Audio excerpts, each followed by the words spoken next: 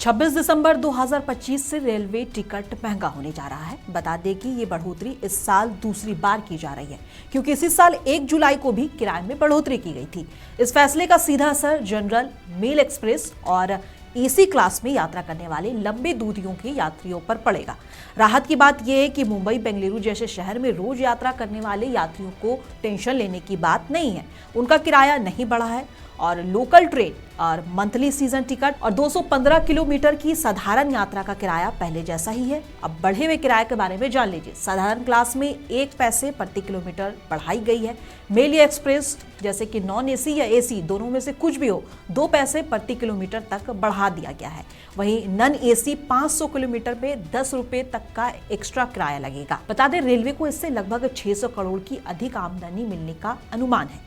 Railway का कहना है कि वो अपने कर्मचारी बढ़ाने जा रहा है, इसलिए उन्हें ये बढ़ोतरी की जरूरत पड़ी है। रेल के बढ़े हुए किराए पर आपका क्या कहना है, हमें कमेंट बॉक्स में बताइए। और ऐसी तमाम खबरों को देखने के लिए मुंसिफ टीवी सब्सक्राइब करना ना भूलें।